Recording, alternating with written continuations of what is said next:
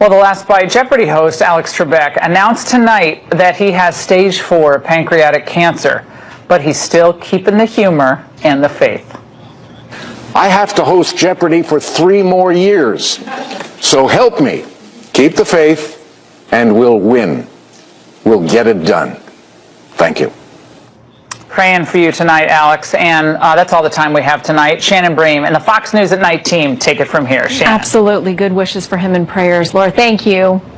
We begin with the Fox News alert tonight. Behind closed doors, Democrats in a heated battle, split over how to handle a resolution meant to condemn anti-Semitism. It all stems from controversial comments by a freshman rising Democratic star. As of now, there's no resolution up for consideration tomorrow or any day that we know of. That's according to the official House schedule. Tonight, more than one Democrat says the president is to blame for all of it. And breaking a short time ago, Michael Cohen handing over more documents to Congress, trying to prove a false statement he made was actually edited that way by the president's other lawyers, a claim they adamantly deny. A live report moments away on that, and yet another potential step in the Democrats' move to build an impeachment case against the president. And stick around, because later on, former Congressman Aaron Schock is here, his first live TV interview after striking a deal with federal prosecutors to drop nearly a dozen corruption charges he's been fighting since 2016. He claims he was targeted by overzealous prosecutors looking for stardom, but what did he have to admit to today to get that deal with prosecutors done? We'll talk about it. Hello and welcome to Fox News at Night. I'm Shannon Bream in Washington. We begin tonight with correspondent David Spunt, the latest on the House Democrats' anti-Semitism resolution. Or not. Good evening, David. Hey, Shannon, good evening. Today was the day that House Democrats originally planned to introduce a resolution condemning anti-Semitism, but as you said, it never happened. Congresswoman Ilhan Omar ignited a firestorm recently with more comments. Now Democrats are backing off and focusing their attention on President Trump and his record of tolerance. Congresswoman Omar, it seems like there's some confusion among your colleagues. Are you anti-Semitic? Minnesota Congresswoman Ilhan Omar wanted nothing to do with our questions about comments she made last week when she questioned the United States' relationship with Israel. Many Republicans and Democrats were quick to rebuke, the latest in a list of questionable comments. What Congresswoman Omar said, I thought was wrong and hurtful. Apparently she believes the only reason leaders would stand with the Jewish people and the state of Israel is Jewish money. Well, I think we've all heard that kind of talk before, and we must not tolerate it. Across the corridors of the Capitol, when asked if Omar would be removed from the House Foreign Affairs Committee, the conversation quickly turned from Ilhan Omar to Donald Trump.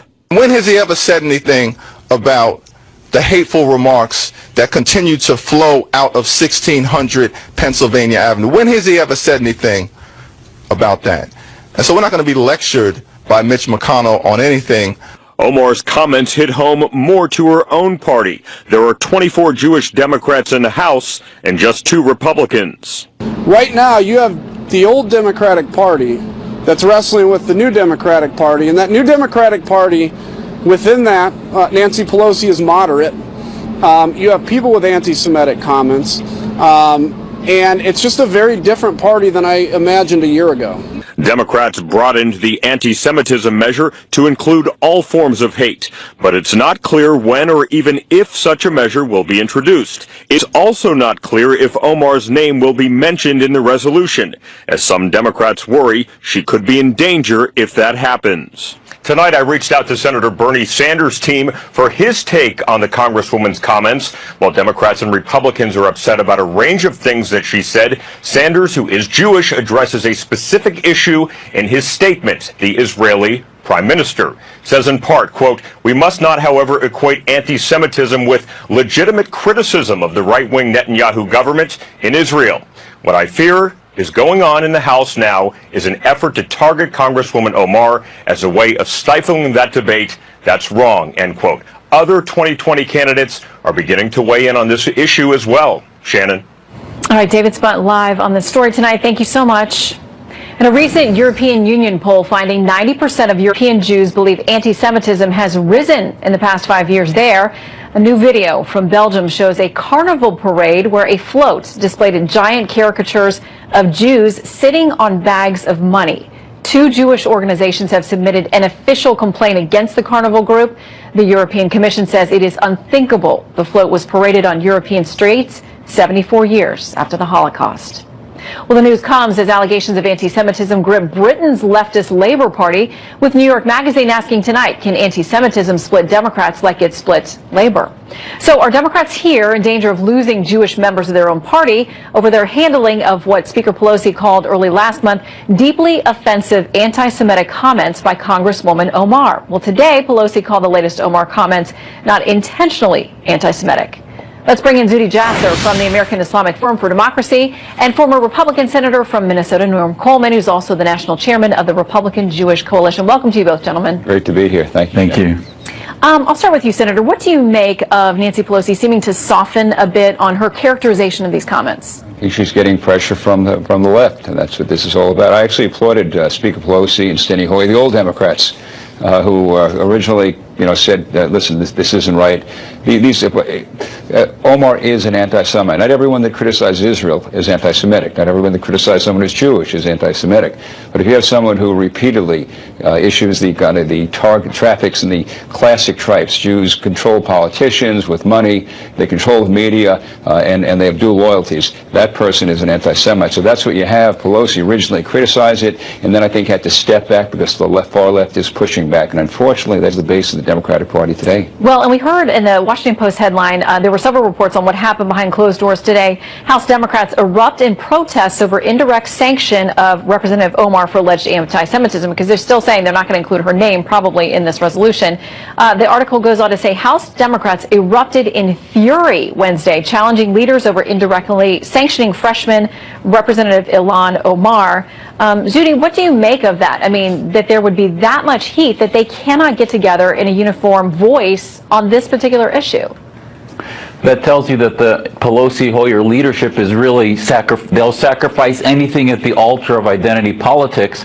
And at the end of the day, we see happening in Congress where the UN went, which is the red-green axis. You have the coalition of the far-left socialists in the world, the dictators that are socialists, along with the Islamists, and sacrifice that is the Jewish community. And I have to tell you, as an American Muslim, it is offensive to me that she's not held to the same standard. If she was not Muslim, there would have been unanimous rebuke and it wouldn't have even been an issue. But she's being coddled and infantilized, and we're not being treated as equals. She's not being given tough love. In fact, they're denying that it's anti-Semitism. I would ask the Democrats to look up the State Department's report on what new anti-Semitism is. The definition of new anti-Semitism is the generalizations about Israel in a way in which to make the Jewish community appear in a bigoted way against them, and to generalize in conspiracy theories. All the things she's trafficking in are canards of tropes of bigotry against the Jewish community that is classic new anti-Semitism, and the Democrats are making fools out of themselves by not taking the bull by the horns and teaching her on-the-job training, which shouldn't have to be done, of what anti-Semitism is. Yeah, and this is not the first time. As we've talked about, there are things in the past, but more than one occurrence since she joined Congress. Congressman Cedric Richmond said this. He said, I think there's a big rise in anti-Semitism and racism, and that's a bigger conversation we need to be having, but it starts at 1600 Pennsylvania. It doesn't start with one member out of 435 members of Congress. Senator, what do you make of them pointing the finger back at the president? Well, I think they're trying to avoid dealing with the reality they have in front of them. The reality they have in front of them is a member of Congress who's anti-Semitic, who serves on the Foreign Relations Committee. These are, by the way, this is not just new anti-Semitism. This is classic anti-Semitism. Talking about Jews controlling the media, big money controlling politicians. The new anti-Semitism is what she's also part of supporting, which is the BDS movement, which is a way to say Israel shouldn't exist, so we're going to drive Israel out by boycotting, etc., sanctions. And so that's the new anti-Semitism. But what you're hearing from Omar is classic anti-Semitism, and the way to deal with that is classically point the finger at somebody else, and that's all this is about. Democrats have to deal with this, and there is, I'm not, as head of the Republican Jewish Coalition, I'm not the one to counsel Democrats on how to solve their risks. But clearly, there are Democrats, this is Israel, and support of Israel has been a bipartisan issue. That's changed. That's changed. The far left Democrat base is moving the Democrat Party away from support of Israel and tolerating this kind of classic anti-Semitism, which really breaks my heart. Yeah, and Zuhdi, quickly, what do you make of the fact that we're told the resolution is being broadened to include anti-Islamophobia as part of the language? It's offensive to me that there's a moral equivalency between what the Jewish community has been through post-Holocaust and up to Pittsburgh recently, and to compare that to yes, there's some palpable anti-Muslim bigotry, but there's no way to compare it, and in many ways you water it down. We were told the same with the Black Lives Matter movement, and now we're told if we said all lives matter, that's insulting, and yet when it's clearly there's no moral equivalency between anti-Semitism and what's been happening post 9/11 to Muslim communities, it's offensive, and we should not insult Muslims by saying that there's some equality there, and it's a very different narrative. Zuhdi Joshler, thank you very much. And Senator Coleman, great to see you looking so good. Great to have you with us. Pleasure to be here. Thank you so much. Thank you both. All right, breaking tonight. President Trump's former lawyer, Michael Cohen, has turned over more documents to lawmakers in an attempt to prove his false statement to Congress in 2017 was to blame on the president's other attorneys, claiming they made the inaccurate edits. They've denied that. So Cohen was again on the Hill today, the same day Democrats' pre-impeachment push turned into another impeachment threat by a freshman lawmaker. Correspondent Kristen Fisher is here to break it all down. Busy day on the Hill, Kristen. Indeed it was, Shannon. You know, today Michael Cohen gave lawmakers what he claims is evidence of one of the key charges that he made during his public testimony last week, that the false statement he made to Congress about the Trump Tower project in Moscow, which he's about to go to jail for, was edited by the president's attorneys. Two sources confirmed to Fox News tonight that Cohen turned over documents to the House Intelligence Committee that do include edits from the president's legal team. But it's unclear who specifically edited the documents or what exactly was changed. After Cohen made the claim last week, one of the president's attorneys, Jay Sekulow, said, quote, testimony by Michael Cohen that attorneys for the president edited or changed his statement to Congress to alter the duration of the Trump Tower Moscow negotiations is completely false. A Republican on the committee is now accusing Democrats of coaching Cohen's testimony. But Cohen refused to comment on all of this as he was leaving Capitol Hill today. Here was his only public statement. I believe that all of the members were satisfied with the statements and the responses that I gave to them. I told them that any additional information that they would want, they should feel comfortable to reach out to my counsel, and I would continue to cooperate to the fullest extent of my capabilities. Cohen's marathon 4 days of testimony in just over a week is seen by some as the beginning of the Democrats' push to impeach the president. And indeed, today, freshman Congresswoman Rashida Tlaib said she'll introduce articles of impeachment this month. But that's not what the Democratic leadership wants. They want to wait and let these investigations play out, a difference Congresswoman Tlaib acknowledged today. We may disagree that we have to wait for certain hearings, but at the same time, I think they all know the dangers of allowing President Trump to continue to violate our United States Constitution. And the concern among the Democratic leadership is that if they move to impeach the president without clear evidence of wrongdoing and without more public support, that it will hurt them in 2020. According to a new Quinnipiac University poll released just yesterday, 59% of voters said President Trump should not be impeached. Shannon? Yeah, that was a significant finding there. Kristen Fisher, thank you very much. We'll see you again later. Thank you. All right, the Senate's poised to rebuke the president over his emergency declaration to build a wall on the southern border without Congress. So the administration's fighting back, pointing to record-breaking new statistics and claims about exactly what is happening at the border. Plus, the CEO of Twitter admits he was too aggressive in banning conservatives. Is that good enough for one of those high-profile Twitter users who was actually banned? Well, we'll ask him after the break. Jesse Kelly, he's in tonight's Power Panel along with Leslie and Larry. Stay with us. Breaking tonight, the Wall Street Journal reporting that Michael Cohen may have lied to Congress again last week. Cohen testified that he never asked President Trump for a pardon, but tonight Lanny Davis, Cohen's attorney, is quoted as saying in the months after the FBI raid last year, he did indeed try to get a pardon. Well, tonight a debate. Is there an emergency at our southern border or not? Today, Trump administration officials released new numbers about the tens of thousands of illegal immigrants flooding the border each month. While DHS secretary, well, she found herself in the hot seat on Capitol Hill. Chief Congressional Correspondent Mike Emanuel was there.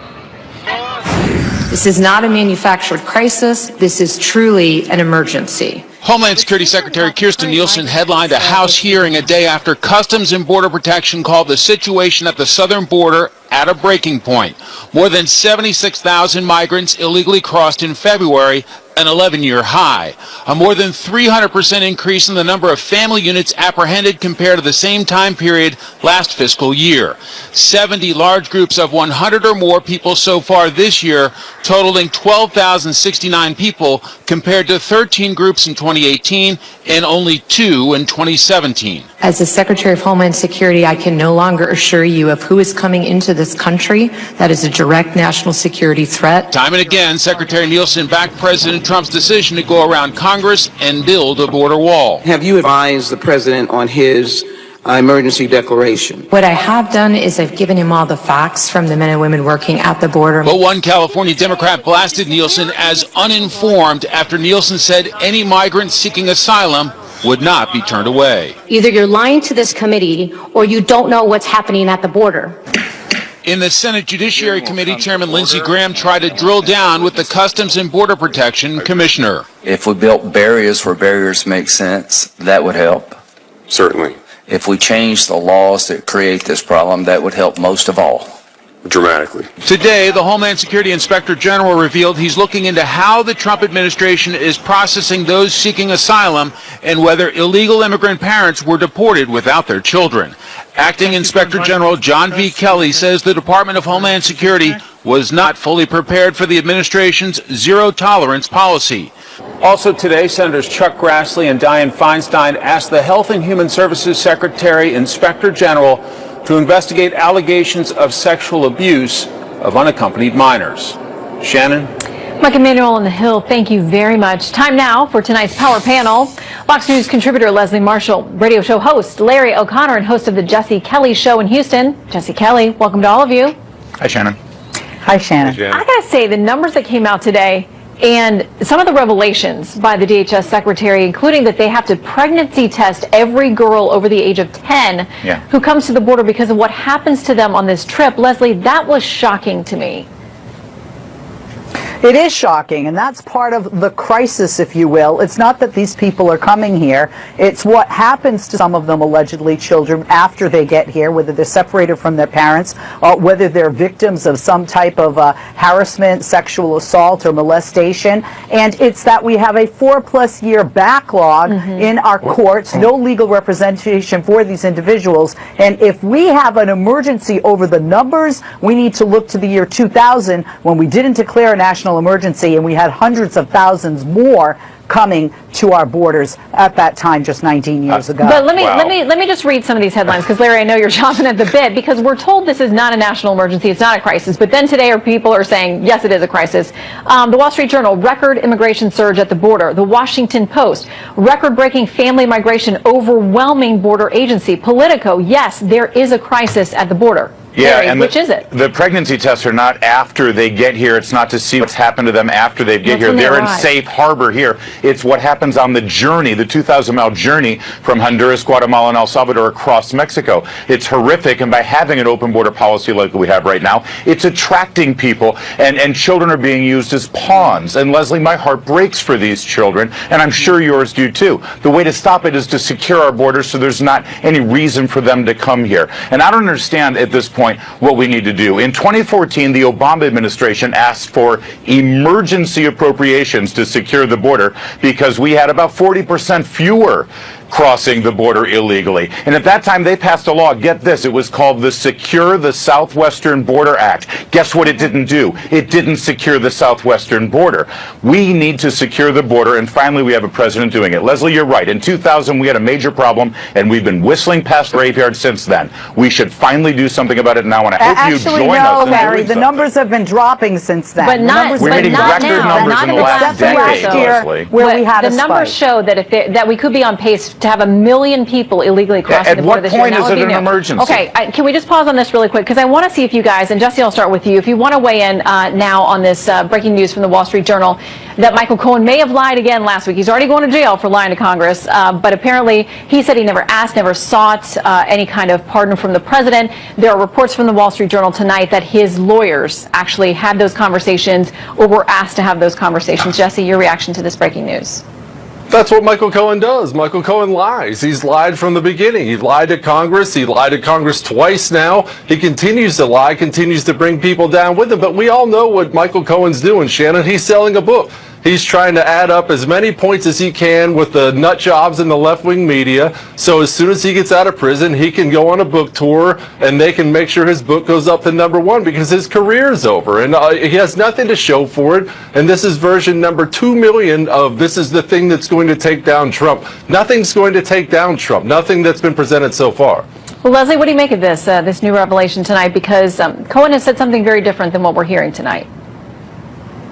Well, right now it's he said, right? I mean, we need to see evidence. I mean, Cohen has lied before.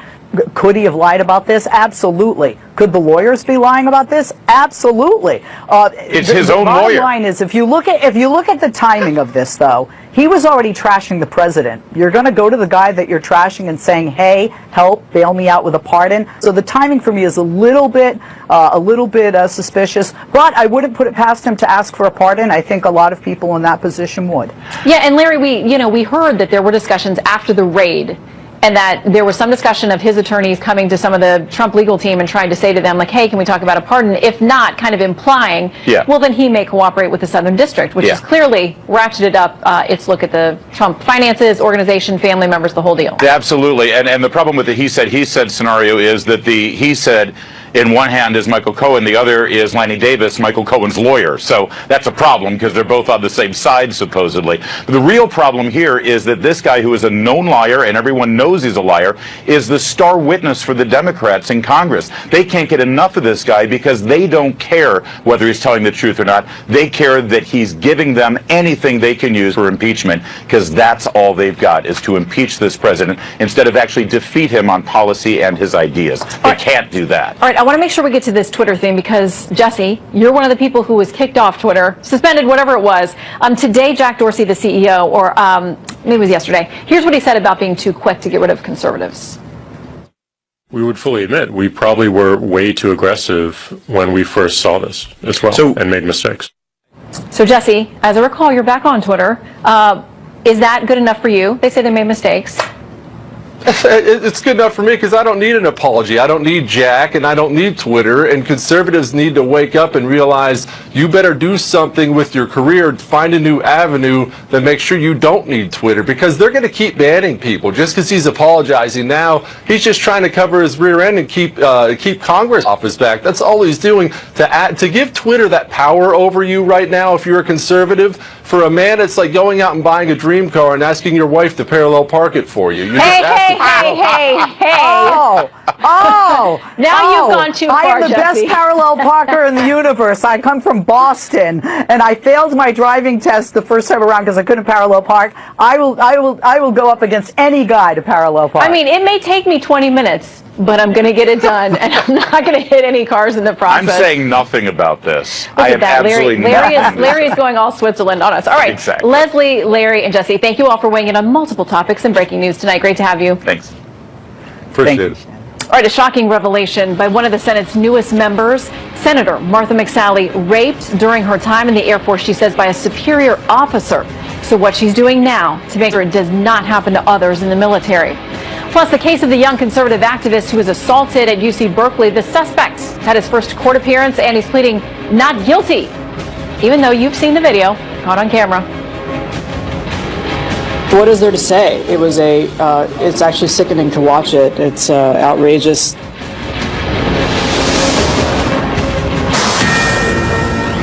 The man charged in the assault of a young conservative activist on campus at UC Berkeley, appearing in court today for the first time, and he pled not guilty. Trace Gallagher is on the case from our LA newsroom. Hey, Trace. Good evening, Shannon. This attack sparked criticism that justice for conservatives in Berkeley moves at a snail's pace, because despite the assault being caught on cell phone video and the suspect being identified, it took police well over a week to arrest 28-year-old Zachary Greenberg. On February 19th, Greenberg, who attends a different college, was studying at the UC Berkeley library when he came across conservative activist Hayden Williams, who was manning a recruiting table for the conservative group Turning Point USA. The table had Trump logos along with a sign that read, quote, "Hate crime hoaxes hurt real victims." Remember, this was at the height of Jussie Smollett's alleged hate crime hoax. When Greenberg walked by the table, he accused Williams of promoting violence, then got violent. Here's the attack, followed by Williams' attorney. Oh, what is there to say? It was it's actually sickening to watch it. It's outrageous that a young man who was exercising his First Amendment rights on the Berkeley campus was viciously assaulted and subjected to violent threats. Zachary Greenberg is now facing 3 felonies, including assault. Today, he pleaded not guilty, and his attorney had a message for those who say Greenberg violated Hayden Williams' right to free speech, saying freedom is a two-way street. Watch. I would remind that one important constitutional freedom is the presumption of innocence, due process of law, due process in a courtroom, not on social media or the internet. Greenberg's attorney went on to say he has a clean record, but Hayden Williams' attorney said this was not Greenberg's first brush with the court system, though she did not offer specifics. Shannon. I'm sure we'll find out. Trace, thank you very much. Well, R&B singer R. Kelly has been arrested again, this time reportedly over unpaid child support. He was taken into custody shortly after leaving an Illinois courtroom. The singer recently pleaded not guilty to 10 counts of aggravated sexual abuse accused by 4 women, 3 of whom were underage at the time. And this morning, a livid R. Kelly ranted and cried in his first interview on the subject, claiming he's innocent. I didn't do this stuff. This is not me. I'm fighting for my life. Y'all killing me with this. Well, a somber moment on Capitol Hill today as the first female fighter pilot to fly in combat says she was raped by a superior officer in the Air Force. The startling revelation coming from one of the Senate's newest members during a hearing today. Correspondent Kristen Fisher is tracking the story. She's back with more. Hi, Kristen. Yeah, was such a surprising moment in this hearing today. I mean, here you have a true trailblazer for women in the military, the first female Air Force fighter pilot to ever fly in combat, coming out and saying that she was sexually assaulted on more than one occasion during her 26 years in the military. And when she finally reported it, she says she was horrified by how the military handled it. Like many victims, I felt the system was raping me all over again. But I didn't quit. I decided to stay and continue to serve and fight and lead. Speaking at a hearing on military sexual assault and prevention, Arizona Senator Martha McSally explained why it took her so long to come forward. I didn't trust the system at the time. I blamed myself. I was ashamed and confused. The perpetrators abused their position of power in profound ways. And in one case, I was preyed upon and then raped by a superior officer. A Pentagon survey last year found the highest number of sexual assault reports in more than a decade, a trend McSally is hoping to help reverse. I share the disgust of the failures of the military system and many commanders who failed in their responsibilities. But it's for this very reason that we must demand that commanders stay at the center of the solution and live up to the moral and legal responsibilities that come with being a commander. Well, tonight, the Air Force says it is standing behind McSally and promising to eliminate sexual assault from its ranks. But what a story from Senator McSally today. Encourage for her to stay in that situation and to fight. I can't imagine what she went through. Well, she's fighting to make sure others don't. Kristen, thank you. Thanks. All right, Hillary Clinton still explaining why she lost the 2016 election, this time blaming voting laws. So any truth to that statement? Well, find out why one well-known fact checker is blasting Clinton's assertion. What does the former Wisconsin governor have to say? Scott Walker joins us next.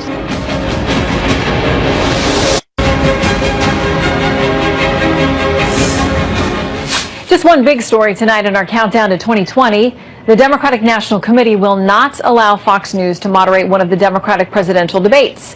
Party Chairman Tom Perez is citing a story in the New Yorker magazine referencing this channel's coverage of President Trump. The story alleges this channel has become a, quote, propaganda vehicle for the president. Perez said in a statement, Fox News, quote, is not in a position to host a fair and neutral debate for our candidates. Well, here's a statement from Fox News Senior Vice President and Managing Editor Bill Salmon.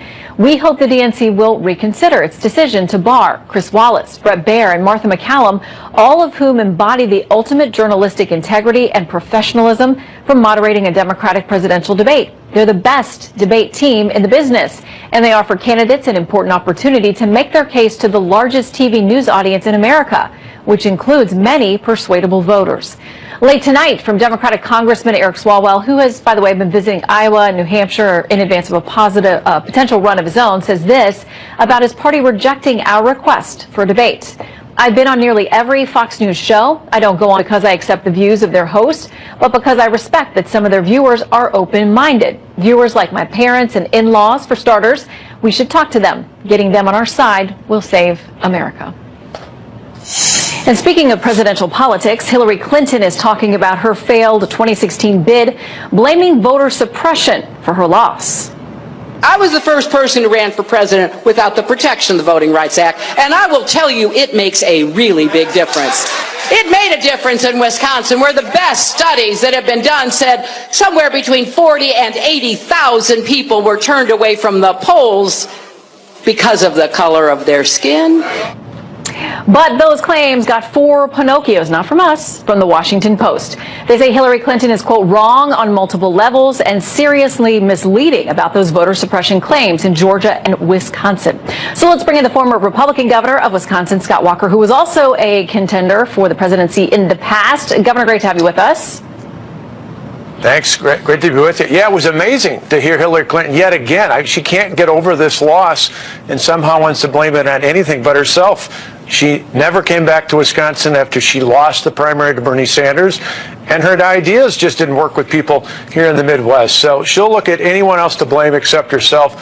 The truth is, as you mentioned, even the liberal Washington Post gave her not 1, not 2, but 4 Pinocchios because the facts just don't align with what Hillary Clinton says. Yeah, it's an interesting read. First and foremost, Wisconsin was not under the Voting Rights Act, so that's key number one. Right. But they look into the studies and the numbers, and if people want to read it, they give her the highest rating for lying or being inaccurate that they can.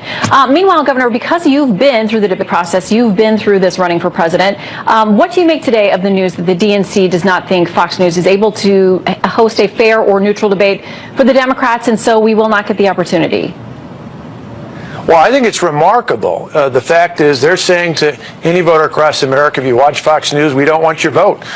We've seen some of that here in Wisconsin in the past where one of the candidates said they didn't want to have people who voted for Donald Trump vote for them in the past, and then they immediately backtracked when they realized, hey, wait a minute, he carried the state of Wisconsin.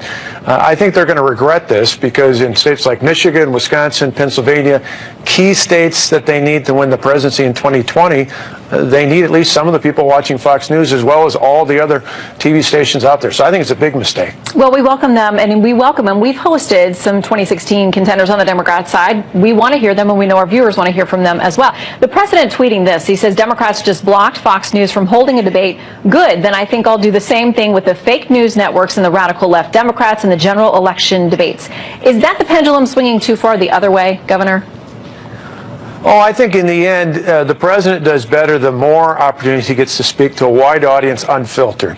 I was just with him a week and a half ago in Washington, and he was with actually a whole bunch of Republican governors from across the country and a number of us who were supporting them.